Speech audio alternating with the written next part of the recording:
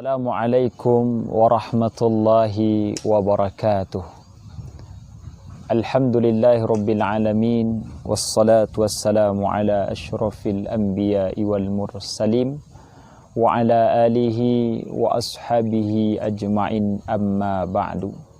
Saudara-saudariku yang kucintai karena Allah, mari kita memuji Allah dengan sepenuh hati kita, mengucapkan Alhamdulillahi rabbil alamin. Allah yang memberikan nikmat kepada kita, kasih sayang dan cintanya. Mudah-mudahan setiap nikmat yang Allah berikan kepada kita bisa mendekatkan diri kita dengannya. Mudah-mudahan setiap rezeki yang Allah berikan kepada kita mendapatkan keberkahan yang bernilai manfaat, yang bernilai kebaikan dan bernilai kesuksesan. Mudah-mudahan kita juga menjadi hamba-hamba Allah yang selalu bersyukur kepadanya. Amin ya rabbal alamin. Salawat dan salam untuk Nabi kita, Nabi Muhammad sallallahu alaihi wasallam. Allahumma salli ala Sayyidina Muhammad wa ala ali Sayyidina Muhammad. Saudaraku yang kucintai karena Allah, pada kesempatan ini kita akan melanjutkan tausiah kita, masih membahas tentang adab-adab menuntut ilmu syar'i. Sekarang kita akan melanjutkan, yaitu adab yang kelima, memulai dengan mempelajari kitab Allah, yaitu Al-Quran. Hendaknya seseorang menuntut ilmu memulai perjalanannya dengan mempelajari Al-Quran. Karena Al-Quran adalah sebuah kemuliaan. Karena itu bersungguh-sungguhlah kita untuk mempelajari Al-Quran dan mengkaji tafsirnya.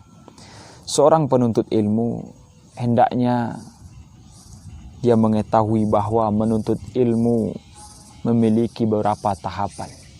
Maka seharusnya kita mendahulukan hal yang sangat penting, yaitu mempelajari Al-Quran. Dalam mempelajari Al-Quran kita tidak boleh tergesa-gesa. Dan kita juga harus mengukur kemampuan kita. Saudaraku yang kucintai karena Allah, Al-Quran adalah pokok dari ilmu. Siapa yang menghafalkannya sebelum usia baligh, kemudian dia meluangkan waktunya untuk mempelajari bahasa Arab, maka hal ini menolong kita untuk mencapai tujuan dalam memahami Al-Quran dan sunnah Rasulullah SAW. Aku yang kucintai karena Allah, Al-Quran tidak butuh kepada otak yang cerdas, tapi Al-Quran akan mencerdaskan otak yang belum cerdas. Orang yang cerdas belum tentu bisa menghafal Al-Quran, belum tentu bisa membaca Al-Quran, tapi orang yang hafal Al-Quran, orang yang selalu membaca Al-Quran, pasti dia menjadi orang yang cerdas. Saudaraku yang kucintai karena Allah, Syekh Sa'ad Al-Ghamidi menyampaikan, seseorang yang menghafal Al-Quran, yang membaca Al-Quran, maka dia akan diberikan kecerdasan otak oleh Allah. Maka ada dua siswa, yang pertama penghafal Al-Quran, yang kedua tidak.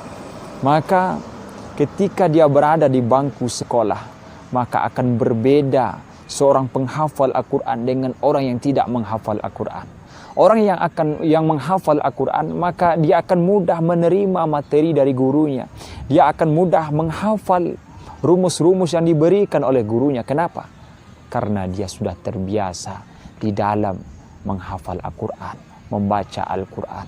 Maka saudaraku yang kucintai karena Allah, bersungguh-sungguhlah kita untuk mempelajari Al-Quran. Khairukum man ta'allama Al-Quran wa 'allamahu. Sebaik-baik kamu adalah yang belajar Al-Quran dan yang mengamalkannya.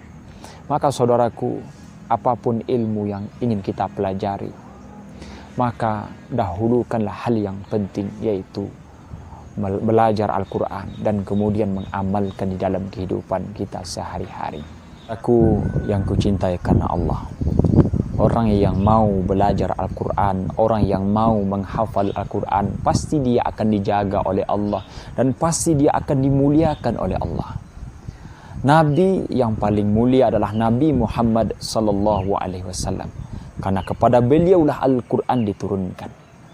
Malaikat yang paling mulia adalah malaikat Jibril, karena melewati beliaulah Al-Quran diturunkan. Bulan yang paling mulia adalah bulan Ramadan, di bulan itulah Al-Quran diturunkan. Malam yang paling mulia adalah malam Lailatul Qadar, di malam itulah Al-Quran diturunkan. Maka saudaraku, setiap Al-Quran hadir, maka itu akan menjadi mulia. Bagaimana tatkala Al-Quran itu masuk ke otak kita, ke hati kita, maka kita akan dijaga dan dimuliakan oleh Allah. Kita akan dibimbing oleh Al-Quran, perkataan kita, perjalanan hidup kita, setiap hari selalu bernilai, selalu bermakna. Kenapa? Karena Al-Quran melekat di hati kita. Al-Quran masuk ke kepikiran kita, maka kita akan dijaga oleh Allah Subhanahu wa Ta'ala. Oleh karena itu, saudaraku, mari kita bersungguh-sungguh untuk mempelajari Al-Quran, untuk mengamalkan di dalam kehidupan kita sehari-hari. Mudah-mudahan dengan memulainya kita menuntut ilmu dan kita awali dengan mempelajari Al-Quran dan mengamalkannya, mudah-mudahan apapun ilmu yang kita pelajari dimudahkan oleh Allah Subhanahu wa Ta'ala dan diberikan keberkahan, kebaikan dan manfaat. Assalamualaikum warahmatullahi wabarakatuh.